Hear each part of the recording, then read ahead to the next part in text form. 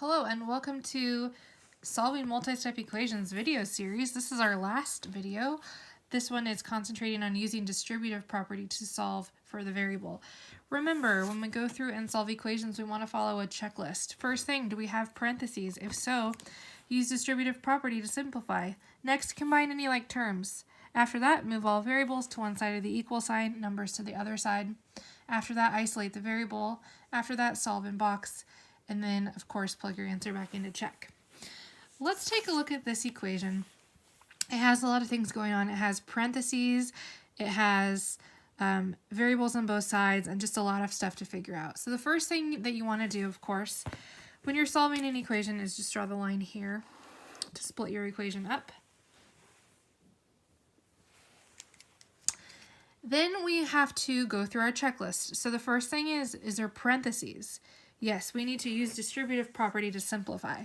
So I'm just going to read this from left to right so that I can get a sense of what it's saying. It says 1 minus 2 times the quantity of x plus 3 equals 4x plus 7.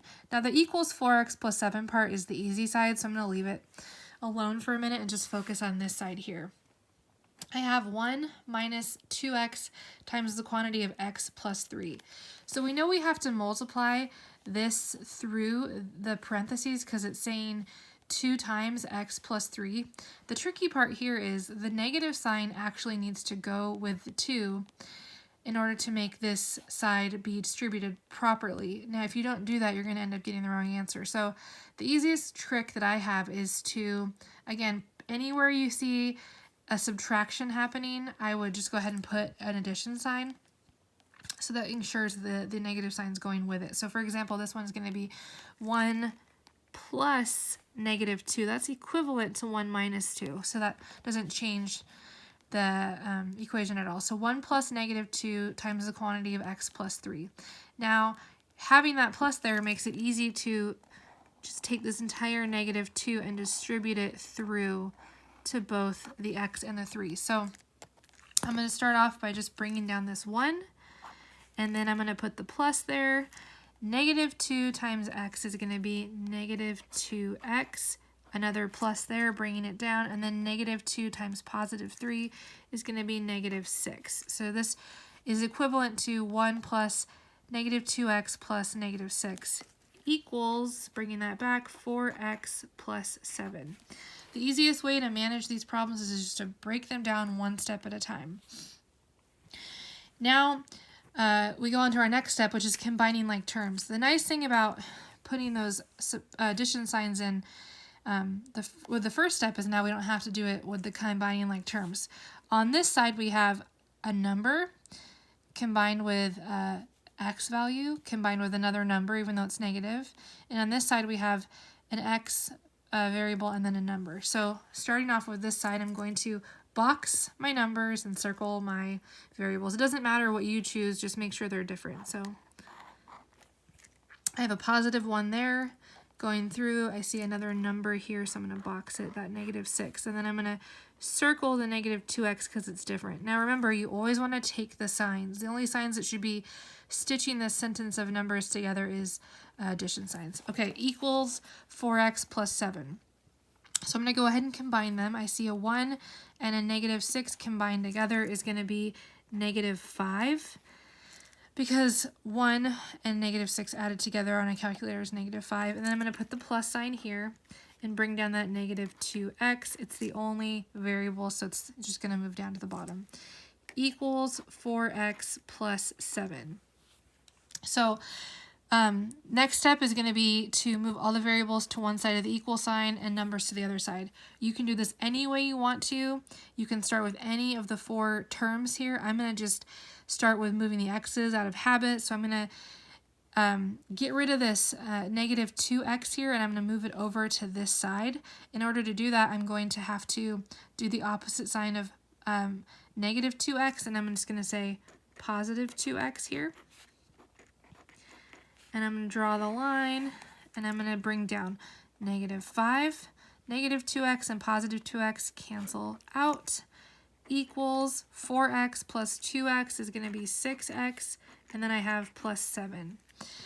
Now I have a number on one side, a variable, and a number on the other side. I need to make sure that the variable is alone and the number goes over here.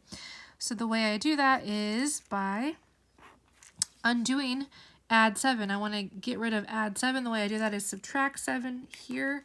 Must do it on the other side to keep things equal. So I'm going to rewrite this as always. -5 minus 7, or -5 and -7 combined, is going to be -12. Just moving it a little bit over here so I can keep it in the camera view. And then bring down that 6x, +7, -7 cancel out. I want to isolate the variable. I want to get x alone. The way I do that is I think about the relationship between 6 and x. 6 has been multiplied by x, so I want to go ahead and undo that operation of multiplication by doing division. So divide by 6 and divide by 6 here. -12 divided by 6 is going to be -2. 12 divided by 6 is 2. Negative divided by positive is negative. And then 6 divided by 6 is 1. Anything divided by itself is 1. Bringing down 1x. So our answer becomes -2 is equal to x. Now, I'm not going to be able to write this off to the side in this video, so I'm going to go ahead and pause the video, and then I will go ahead and start recording again when I can solve for both sides to make sure this answer is correct. Alright, so in this video, we're going to just go ahead and check our answer here. The problem that we just worked on was the one where we got -2 equals x. So I'm just rewritten the problem here, and instead of the x's, I've left room for the answer, which we have as -2. So now all I'm going to do is just work on simplifying both sides slowly. And this is where PEMDAS really helps us out. So just looking at this side, I'm going to say to myself, do I have any parentheses? I actually do. I have this set and then this set inside of it. So starting with the innermost set, is there anything I can do inside of these parentheses? No, there's not. So now I move to this one. Is there anything I can do between these two parentheses? -2 and +3 added together is going to be 1. So I'm going to rewrite this as 1 minus 2, and then that simplifies down to +1 equals, is there anything I can do in this parentheses? No.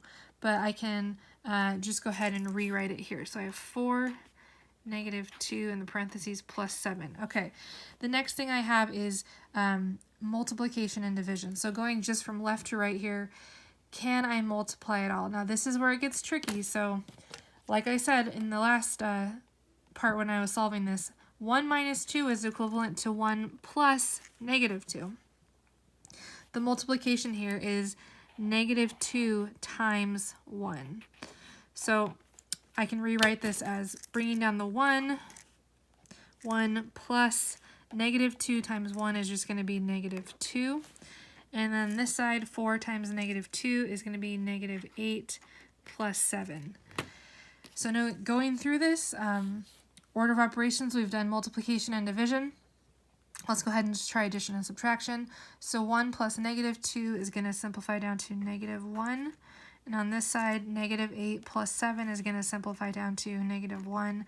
And that makes the equation true on both sides, so -2 is our answer.